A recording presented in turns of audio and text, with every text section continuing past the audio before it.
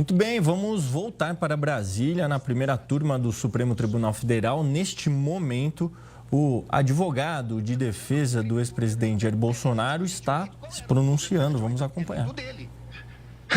Então, esse crime é impossível, com todo respeito. Falar-se em execução de crime contra o governo legitimamente eleito, que era o dele. O governo legitimamente eleito veio no final do ano de 22, com as eleições. Então, como se falar em tentativa, em início da execução? E mais, como se falar em início de execução por pronunciamentos e lives, quando os dois tipos penais têm elementares do tipo a violência ou a grave ameaça? Não existia violência nem grave ameaça. Então é impossível falar dessa execução. Como eu disse, é porque não existia nenhum elemento. Então começa uma narrativa a respeito de pronunciamentos públicos. Para terminar no 8 de janeiro, que nem a Polícia Federal, que utilizou, como lembrou meu colega, mais de 90 vezes a expressão possivelmente, que não havia certeza, nem a Polícia Federal, que se utilizou dessas possibilidades, afirmou a participação dele no 8 de janeiro. Não há um único elemento, nem da delação. Aí me criticam que eu digo que a delação não vale nada e estou dando... Óbvio, porque nem o delator que o acusou fez qualquer relação dele com o 8 de janeiro. Não há uma única evidência a esse respeito. Portanto, apresentou-se uma denúncia com essas duas circunstâncias. E eu não tenho tempo, senhor presidente, tenho que falar rapidamente, mas essa denúncia, quando veio, o ilustre Procurador-Geral da República liberou 8 PETs no dia da apresentação da denúncia. Ele foi intimado, meu cliente, um dia depois. O segundo dia já era prazo. 8 petições, 45 mil documentos. Que até agora, senhor presidente, por Deus que está no céu, eu não sei dizer o que tem esses documentos relacionados com a ação penal. Essas 8 petições, eu não consegui verificar sequer relação, são 45 mil documentos. Na verdade, é um quebra-cabeça que foi, na verdade, exposto à defesa. E aí, na sequência, senhor presidente, eu queria tratar de uma preliminar que já meu colega que me antecedeu na tribuna fala da relevância do caso. Não é só a questão da relevância do caso, é a questão da competência. A minha questão principal é que o Supremo Tribunal Federal, na portaria do ministro Barroso, que encaminhou para as turmas das ações originárias, ele faz um destaque a respeito da questão do presidente da República. Então, o presidente da República, se crime houvesse contra o presidente da República, seria julgado pelo pleno do Supremo Tribunal Federal. Ora, se o Supremo Tribunal Federal entendeu agora, num julgamento que foi concluído recentemente, após a apresentação da denúncia, que a competência se prorroga e que os detentores de foro, ainda que deixem suas respectivas funções, passem a ocupar, saiam da prerrogativa de foro e o delito será julgado pelo Supremo, prorrogando a competência que detivera aqui no momento que ocupava o cargo. Qual era a competência? Era do pleno, porque ele era presidente da República e chegou a ser investigado como presidente da República. Muito bem. Mas com base nisso, senhor presidente, o que nós temos nessa denúncia? A prova da defesa, substancialmente, é uma prova negativa. É uma prova negativa. Não fez, não participou, não aderiu, não autorizou. É uma prova negativa. Então, seria muito importante, e eu reconheço, ministro Alexandre de Moraes, Vossa Excelência despachou comigo no Salão Branco, e é verdade o que Vossa Excelência coloca, que todos os elementos da denúncia, citados na denúncia e no relatório da Polícia Federal, estão nos autos.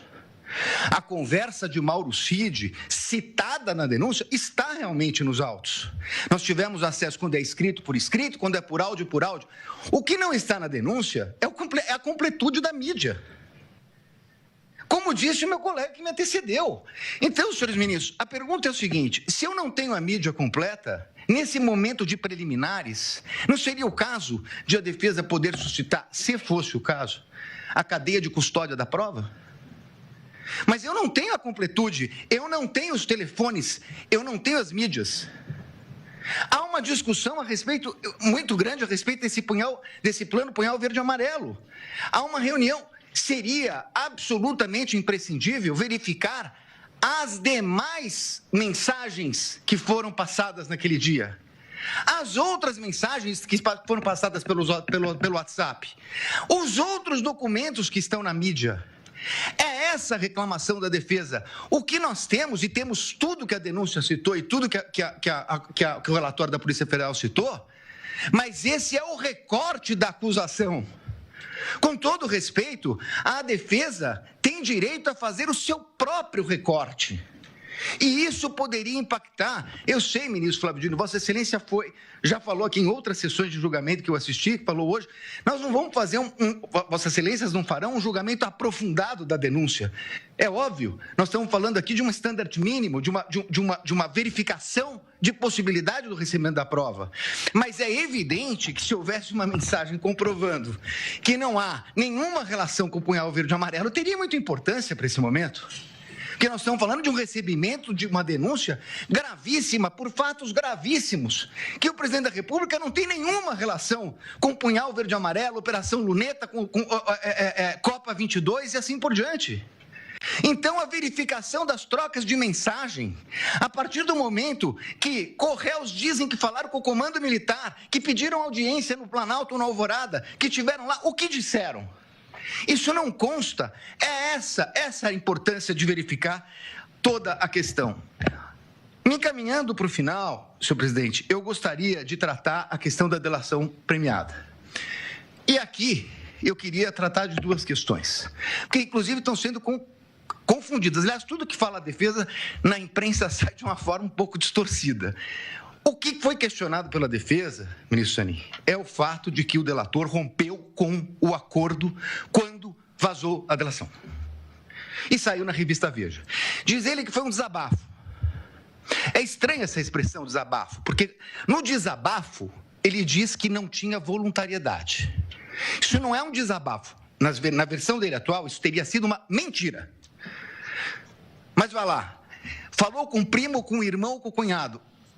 Senhor presidente, a lei não autoriza o delator, o contrato de colaboração, não autoriza o delator a falar nem com o irmão, nem com o cunhado, nem com a mãe.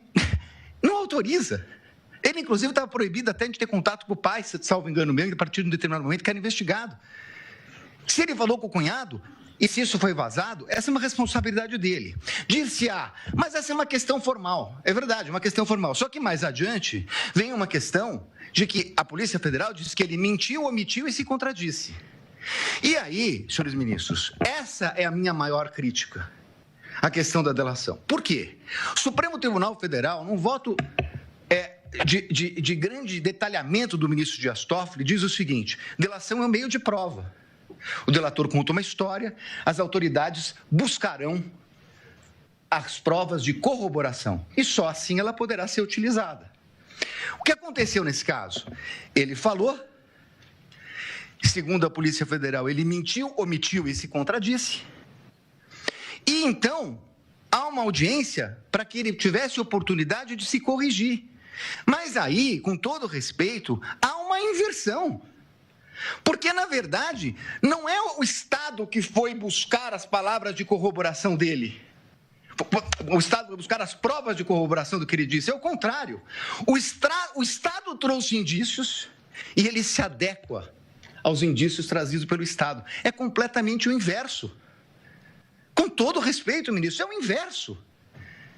O delator tem que falar e o Estado tem que trazer as provas para condenar alguém. O que aconteceu aqui é que ele falou, mentiu, e o Estado tinha indícios, e aí ele se adequa ao Estado. E aí, com todo respeito, vem a denúncia do seguinte: inclusive, o colaborador, nessa versão do colaborador, foi corroborada pela Polícia Federal. Não, desculpe, ele não foi corroborado pela Polícia Federal. É o colaborador que corroborou a versão da Polícia Federal. É exatamente o inverso disso. E numa audiência que se traduziu numa coleta de provas. E essa é a insurgência da defesa, porque nesse momento essa coleta só poderia ser feita, com todo respeito, pelo procurador, pela polícia e não pelo Poder Judiciário. Então, Senhores ministros, para terminar, eu quero dizer... Muito bem, estamos acompanhando a fala do advogado de defesa do ex-presidente Jair Bolsonaro nesse processo da suposta trama golpista que está sendo analisado pela primeira turma do Supremo Tribunal Federal. Claro que a gente vai continuar acompanhando todo o passo a passo desse julgamento em tempo real, que é o que a gente tem feito aqui na Record News. Eu só vou para um rápido intervalo e vou voltar daqui a pouco com mais notícias para você. Até já.